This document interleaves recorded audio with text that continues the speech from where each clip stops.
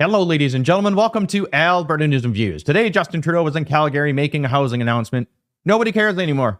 Nobody cares about these housing announcements. When a liar makes a promise for $1 billion, it's a lie. It truly is. Nobody cares. This public inquiry into Chinese election interference is on right now, and the evidence is just groundbreaking. It should be front page on everything. All of these reporters should be asking him strictly and specifically about election interference and him and his government, and not accepting his ridiculous non-answers that he keeps on throwing out. We got to get serious about this country. I'm going to show you this small clip of him talking. He's taking a jab at Danielle Smith when asked about the carbon tax. And then I'm going to show you Danielle Smith answering the question about him in response to this carbon tax. And this is just another thing. We have to get serious about this carbon tax. We really do. There's his version of it, there's a conservative's version of it, and there's our version of it. But one thing we know for sure is the vast majority of Canadians don't want it. We don't want this thing, regardless if it makes us richer or it makes us poorer. We don't want it. And that's the point. Get rid of it. And we want an election as well.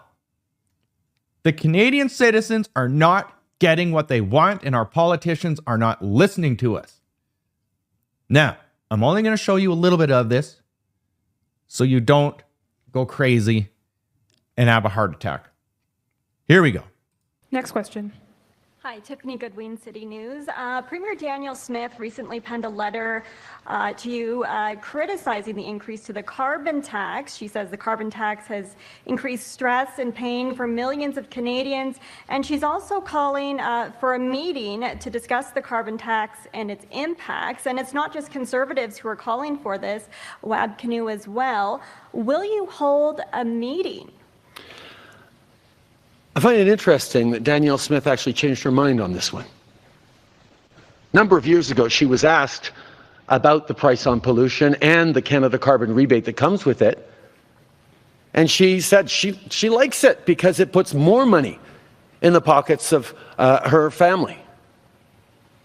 That it actually delivers more while fighting climate change. So it helps with affordability and it helps fight climate change.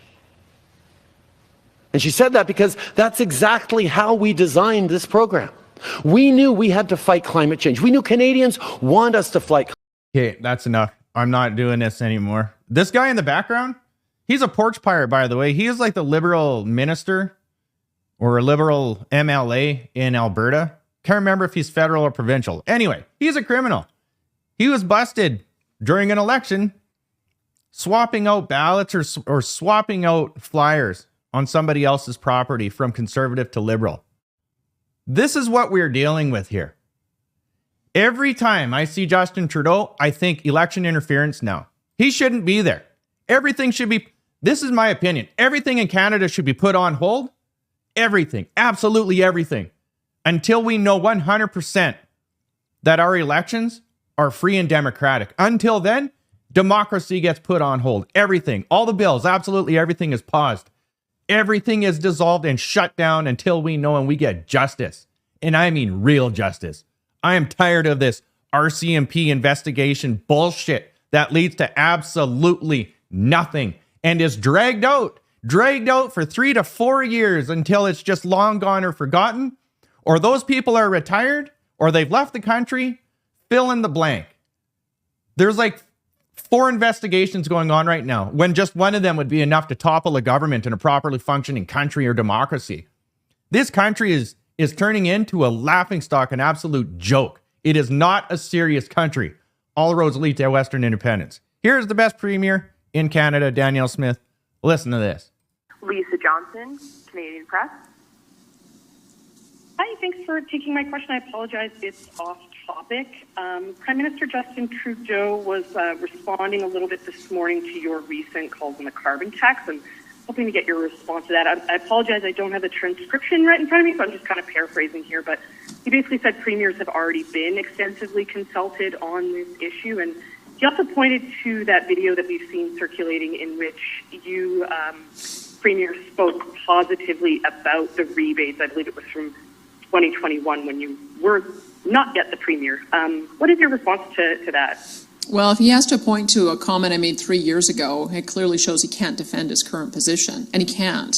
Because you have to recall a few years ago, they had also promised that the carbon tax would be no higher than $50 per ton.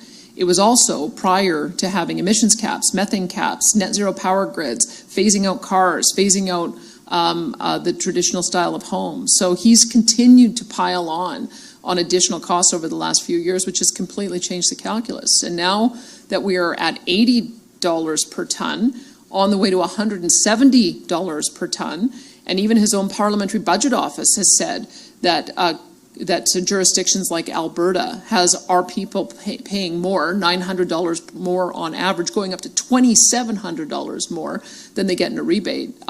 It throws his argument out the window, I'm afraid. That when I made my comments, I was comparing what he had initially proposed to what the NDP had done.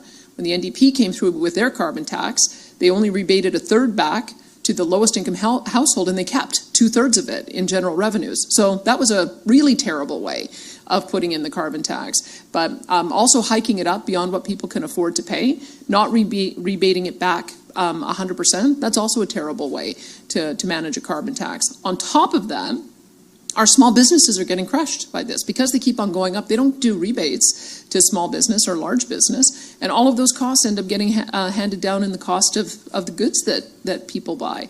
And that's the reason why we continue to have an inflation crisis. So I think he should look at the reality of today, what he's delivered, the impact it's having, and he should heed the calls that what he's doing is not affordable. And people are telling him in so many ways, in so many different provinces with different political parties, that it's not just me saying it. It's 70% of Canadians saying it. Exactly. It's all of Canada screaming at him, resign, resign, resign, get rid of this carbon tax. He doesn't care. He does not care. The best part is, it's going to get worse. We have entered stagflation now in Canada. I made a video on it earlier today about stagflation. Unemployment in Canada has gone up. Stats Can this morning. It is unbelievable that he is not being questioned on his record and the facts that it's so expensive to live in Canada. Businesses are closing. Unemployment is up. We're in stagflation. And he still wants to immigrate in more people to bring them into this hellscape. It is ridiculous. It is unbelievable. I will keep you updated with this and everything else as much as I can. It's unreal. It truly is that it can get worse, because it is going to get worse. In his next budget, it's just going to be promises. Here's $1 billion. Here's $1 billion. Here's another $1 billion. I think in one day he announced a $15 billion, just another housing initiative.